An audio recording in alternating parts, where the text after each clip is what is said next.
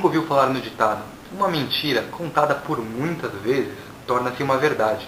E essa pseudo-verdade acaba sendo aceita por todos na sociedade, sem uma massa crítica, sem uma interpretação ou análise real dos fatos.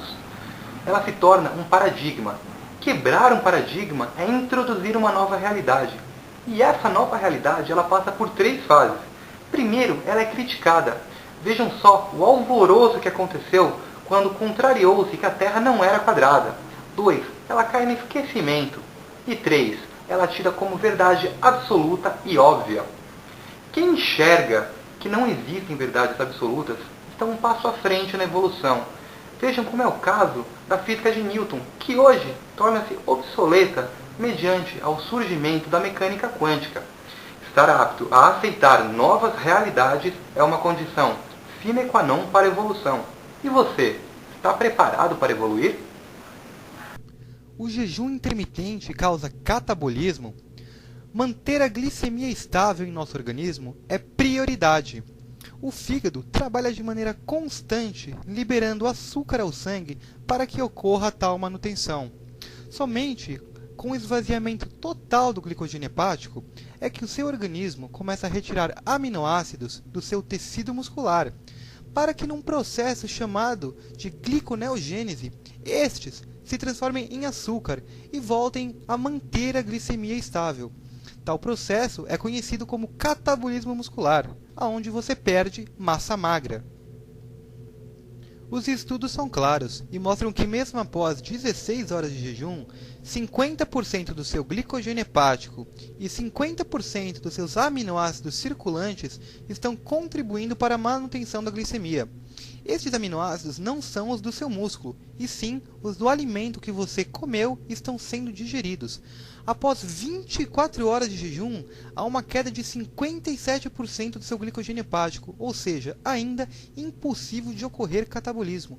Somente após 40 horas de jejum é que ocorre uma depleção completa do glicogênio hepático.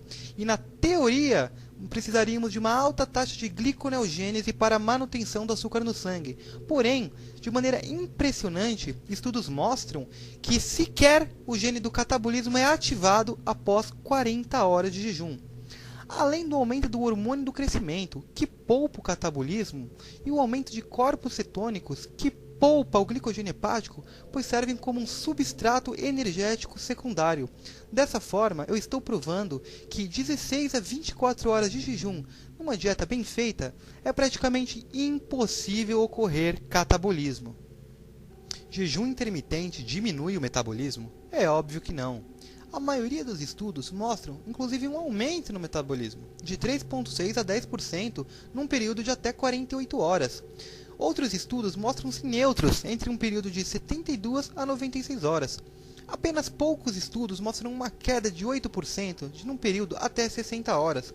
A verdade é que num protocolo de 16 a 24 horas de jejum, eu te garanto que você vai ter um aumento metabólico. Isso pode ser sentido na pele por quem pratica o protocolo.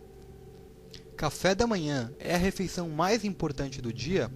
Antes de mais nada, eu queria que você soubesse que o café da manhã é um hábito artificial criado pela indústria Kellogg's.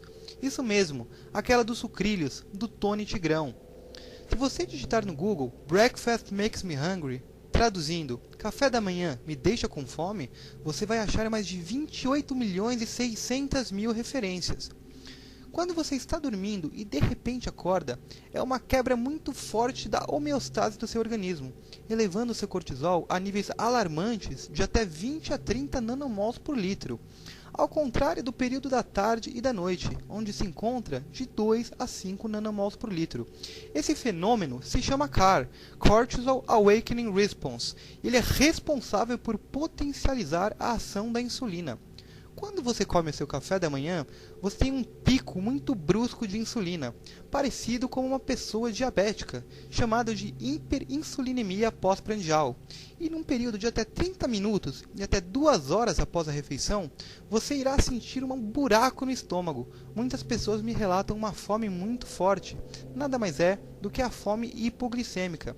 Isso simplesmente não acontece no jejum intermitente. Afinal de contas, nossa refeição de quebra do jejum acontece no meio da tarde. É claro que não podemos generalizar. Muitas pessoas não sentem essa fome hipoglicêmica, mas, estatisticamente pesquisando, isso é um fato. Carboidrato à noite engorda? Existem certos mitos que são tão absurdos que nem valem a pena ser discutidos. Faz de conta que você está no Brasil e são 6 horas da manhã.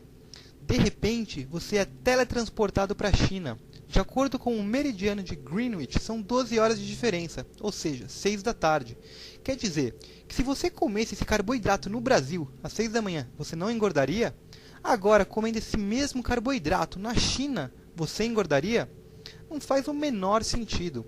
Existem centenas de estudos mostrando os benefícios da ingestão de carboidratos no período noturno, principalmente antes de dormir. Eu vou colocar nas referências bibliográficas 7 estudos decentes mostrando os benefícios à saúde, à perda de peso e à manutenção da massa magra por esse simples hábito alimentar. Jejum intermitente causa hipoglicemia?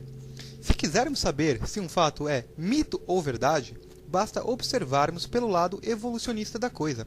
Você imaginou um Homo sapiens ter que carregar Tupperwares para comer de 3 em 3 horas para não entrar em um quadro hipoglicêmico?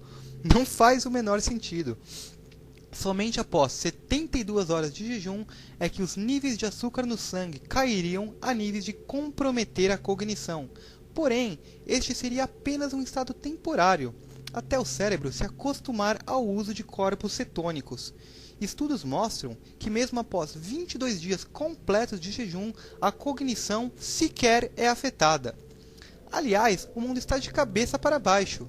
3 refeições mostraram-se muito superior no controle da glicemia em relação ao número maior de refeições, totalmente ao contrário do que é propagado pela grande mídia. O corpo só absorve de 20 a 40 gramas de proteína por vez. Aliás, você sabe de onde surgiu o mito que devemos comer de 3 em 3 horas? Foi num estudo feito com whey protein, que possui uma taxa de absorção de aminoácidos de 8 a 10 gramas por hora. Neste estudo, foram dados 30 gramas de whey aos participantes, e após 3 horas não foram mais encontrados aminoácidos circulantes no plasma dos indivíduos. Bingo! Devemos comer então de 3 em 3 horas para manter constante as taxas de aminoácidos circulantes. Acontece que esses estudiosos esqueceram de mencionar que cada alimento possui uma taxa diferenciada de absorção de aminoácidos. Um simples pedaço de pizza pode te oferecer aminoácidos circulantes por até 5 horas. Se este mesmo estudo fosse feito com ovos inteiros, o resultado teria sido 7 vezes mais prolongados. A maioria das proteínas animais digerem numa velocidade de 3 a 6 gramas por hora, com exceção do filé mignon, que possui uma rápida taxa de absorção. Quando você come uma refeição composta, há interação entre os macronutrientes, carboidratos, proteínas, gorduras e fibras, havendo um maior retardo na taxa de absorção de aminoácidos. Se você come uma refeição posteriormente à outra que já estava sendo digerida, esse retardo é ainda mais prolongado. E quanto à utilização de proteína pelo organismo, isso vai depender total e diretamente de sua massa muscular. Quanto maior você é, mais difícil de crescer e menos proteína você precisa. Não faria o menor sentido precisar de mais proteína para crescer menos. E será que existe diferença entre o anabolismo muscular comendo 1 ou 6 refeições ao dia? Bom, em indivíduos idosos, a síntese proteica se mostrou maior comendo 1 ao invés de 6 refeições, enquanto em indivíduos jovens mostrou idêntica. Ou seja, eu queria que você tivesse bem claro em sua mente que uma grande refeição apenas irá demorar mais para ser digerida e absorvida, não mudando em absolutamente nada os seus resultados finais. Comer de 3 em 3 horas aumenta o metabolismo? Toda vez que você ingere um alimento, o seu corpo gasta energia e produz termogênese para digerir e absorver os nutrientes. Esse fenômeno se chama TEF, efeito termogênico da comida. O TEF de uma grande refeição será idêntico a 6 pequenas refeições, caso ambas possuam as mesmas quantidades de calorias e macrocomposição. Ou seja, isso responde claramente que não. Comer de 3 em 3 horas não aumenta o seu metabolismo. Jejum intermitente não funciona para mulheres? Esse mito foi propagado pela blogueira Stephanie Hupper. Após análise incorreta de alguns estudos científicos, começou a popularizar o mito através de seu blog. Esse mesmo mito foi enterrado por Anders Nedergaard, PhD, que, ao reavaliar os estudos, os mesmos de Stephanie, provou que os mesmos não estavam sendo corretamente interpretados. Para quem quiser acompanhar a discussão e as ideologias entre ambos, podem acessar os seus blogs e acompanhar. É bem interessante. Se jejum intermitente não funcionasse para mulheres, como explicar os resultados da doutora Sarah Solomon? Ou como explicar o shape de Ronda Rousey?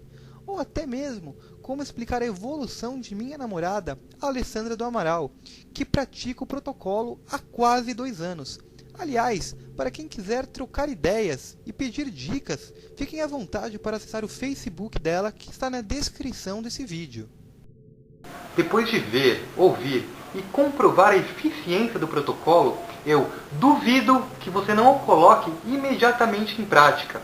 Mais cedo ou mais tarde, uma revolução acontecerá em sua vida. Portanto, não deixe para amanhã, que pode ser feito hoje. Se você gostou desse vídeo, compartilhe. Afinal de contas, informação é poder, quando compartilhada e colocada em prática. Agradeço a atenção e até uma próxima.